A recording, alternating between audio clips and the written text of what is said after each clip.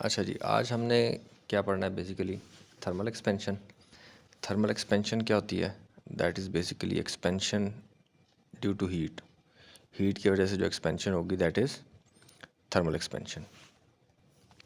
अच्छा, हमें इस बात का पता है कि जैसे ही हम हीट जो है वो प्रोवाइड करते हैं किसी भी सब्सटेंस को, तो मोस्ट ऑफ द सब्सटेंस जो हैं वो बेसिकली एक्सपैंड हो जाते हैं हीटिंग के ऊपर और कॉन्ट्रैक्ट हो जाते हैं अगर आप उनसे हीट को एक्सट्रैक्ट कर लें।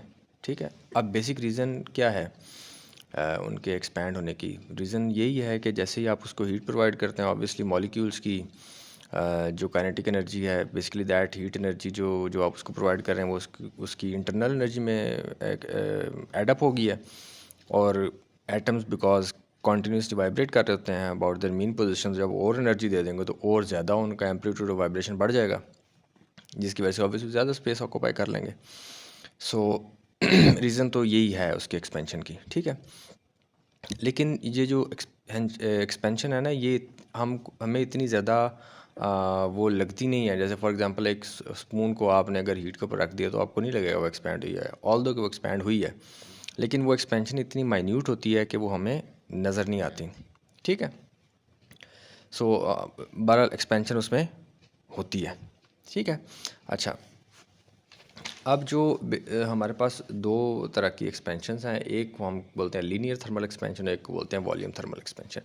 लीनियर थर्मल एक्सपेंशन क्या है? बेसिकली लेंथ के अंदर जो उसकी एक्सपेंशन जो आ रही है, अगर हम वो मेजर कर रहे हैं, देख रहे हैं, तो that is linear thermal expansion. और अगर हम उसके सारे के सारे, ऑब्वियसली जब हम चीज़ को हीट प्रोवाइड करते हैं तो उसका वॉल्यूम भी चेंज होता है।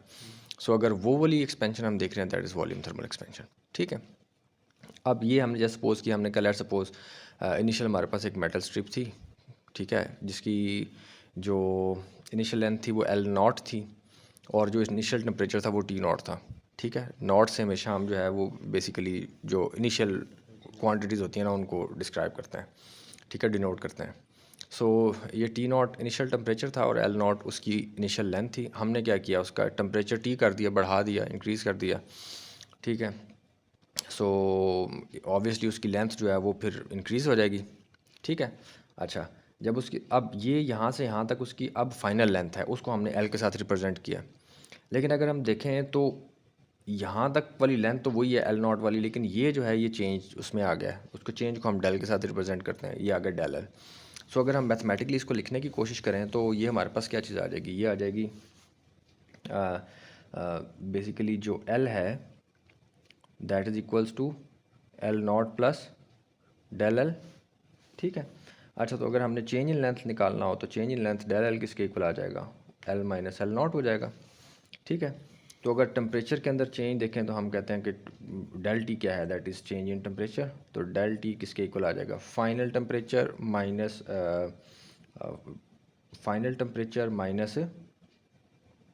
Initial temperature, change in.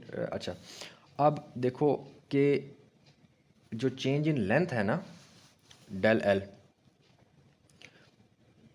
वो ज़्यादा होगा अगर आपका डेल टी ज़्यादा होगा, इनके ज़्यादा टेम्परेचर का डिफरेंस आ जाएगा तो ऑब्वियसली वो ज़्यादा एक्सपेंड कर जाएगा। और यही चेंज इन लेंथ ज़्यादा होगा अगर आपकी ओरिजिनल लेंथ ज़्यादा होगी। ठीक है, कैसे? फॉर एग्जांपल देखो, अगर मैं कहता हूँ कि एक सब्सटेंस है, उसकी जो अगर वो 1 मीटर का हो, लीनियरली एक्सपेंड कर रहा है, तो 1 मीटर का है तो उसके अंदर जो एक्सपेंशन आएगी वो मैं कहता हूँ लेट्स सपोज 1 सेंटीमीटर की आती है।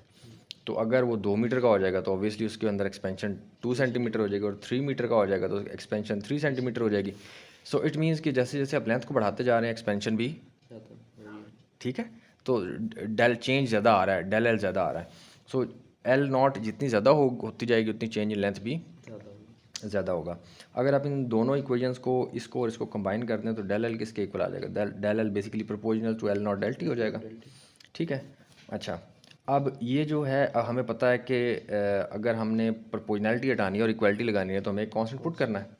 तो del L is equals to some constant जो कि यहाँ पे अल्फ़ा है, एल नॉट डेल टी। ठीक है, अल्फ़ा क्या है, कांस्टेंट प्रोपोर्शनैलिटी है, और ये लीनियर, इसको बोलते हैं कि coefficient of linear thermal expansion. तो अगर आपने अल्फ़ा निकालना है तो अल्फ़ा किसके इक्वल हो जाएगा, basically del L over L not del T. ठीक है, ये आपके पास इक्वेशन आ गई। अच्छा, अब इसमें आप क्या पुट करें, वही वाली ये वाली वैल्यू पुट कर दें, सॉरी ये डेल एल किसके इक्वल है, ठीक है। तो डेल एल की जगह पे वैल्यू पुट कर देंगे, वो क्या आ जाएगा, del L is equals to L naught, sorry L not del T. तो इसकी जगह पे आ जाएगा L minus L naught is equals to alpha L not del T, ठीक है। अब एल नॉट आप उठा के उधर ले जाओ, तो ये क्या आ जाएगा, L is equals to L naught उधर जाकर प्लस हो गया, plus alpha L not del T which is equals to L naught common ले लो, 1 प्लस एल्फ़ा डेल टी। ये आपके पास आ जाएगी फाइनल। अगर आपको बोले कि यार आपको फाइनल लेंथ निकालनी है और टेम्परेचर इनिशियल ये था, फाइनल ये था, coefficient of linear thermal expansion ये है, तो आप और उसकी इनिशियल लेंथ ये थी, तो उसकी फाइनल लेंथ निकाल दो। तो आप बाय यूजिंग दिस फार्मूला आप वो निकाल सकते हो। इसी तरह वॉल्यूम थर्मल एक्सपेंशन की अगर बात करें हम, तो जैसे हमारे पास ये इनिशियल वॉल्यूम वी नॉट था, ठीक है, जब इसका टेम्परेचर जो था वो टी नॉट था, तो हमने क्या किया, उसको हीट प्रोवाइड की, उसका टेम्परेचर टी हो गया, ठीक है। अब उसका वॉल्यूम हो गया वी। अब ये तो उसका ओरिजिनल ये वाला वॉल्यूम था ना, तो ये एक्सपैंड होके तो ये इतना हो गया, ये इतनी चीज़ आ गई। अब इसकी लेंथ में भी चेंज आ गया, ठीक है, इसकी विड्थ में भी चेंज आ गया, और इसकी हाइट में भी चेंज आ गया, ठीक है जी। अच्छा, तो अब ये जो एक्सपेंडेड पोर्शन है वो बेसिकली डेल वी है, जितना वॉल्यूम। सो हमारे पास जो आ जाएगा डेल वी, सॉरी जो फाइनल वॉल्यूम आ जाएगा वो किसके इक्वल होगा, वो बेसिकली हमारे पास इनिशियल वॉल्यूम प्लस जो चेंज आया वॉल्यूम के अंदर, ठीक है। और अगर आपने चेंज इन वॉल्यूम निकालना है तो ऑब्वियसली उसी तरह जिस तरह वो था हमारे पास, ये आ जाएगा V minus V naught. V क्या है, फाइनल वॉल्यूम, और वी नॉट क्या है, इनिशियल वॉल्यूम, ठीक है। सेम उसी केस के अंदर लीनियर थर्मल एक्सपेंशन की तरह अगर आप टेम्परेचर का डिफरेंस ज़्यादा करेंगे तो डेल वी डायरेक्टली प्रोपोर्शनल होगा, ऑब्वियसली टेम्परेचर के डिफरेंस के, जितना टेम्परेचर का डिफरेंस ज़्यादा होगा तो उतना ज़्यादा जो है वो एक्सपैंड हो जाएगा, डेल टी जितना ज़्यादा होगा चेंज इन टेम्परेचर। और del V is directly proportional to obviously V naught initial volume के, यानी इनिशियल वॉल्यूम अगर ज़्यादा कर देंगे तो वही वाली केस जो चीज़ हमने यहाँ पे की थी, तो उस तरह ही वो भी एक्सपैंड हो जाएगी। दोनों को अगेन आप कंबाइन कर दें तो डेल वी किसके प्रोपोर्शनल हो जाएगा, वी नॉट डेल टी हो गया।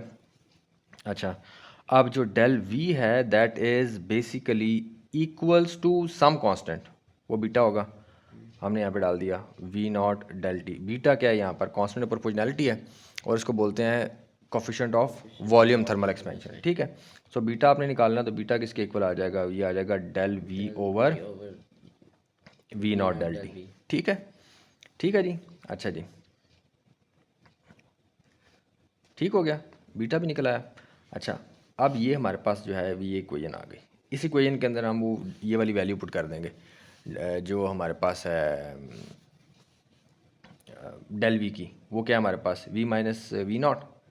तो वी माइनस वी नॉट किसके इक्वल आ जाएगा, beta V naught del T. अच्छा, अब क्या करो, वी नॉट को उठा के तो ले जाओ, तो V is equals to V naught plus beta V naught del T. V naught आप अगेन कॉमन ले लो, तो 1 प्लस बीटा डेल टी, ठीक है। अगेन वही, अगर फाइनल वॉल्यूम आपने निकालना है, इनिशियल वॉल्यूम आपको वॉल्यूम थर्मल उसका जो constant of volume thermal expansion beta given है, चेंज इन टेम्परेचर पता है, तो आप सिंपली इसमें वैल्यूज पुट करोगे और आंसर निकाल लोगे।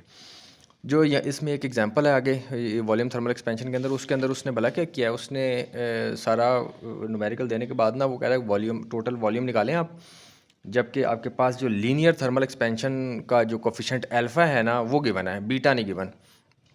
तो आप देखो, यानी कि ये भी तो लेंथ ही है ना, ये भी क्या है तो लेंथ ही, ये है तो हाइट लेकिन है तो लेंथ ही।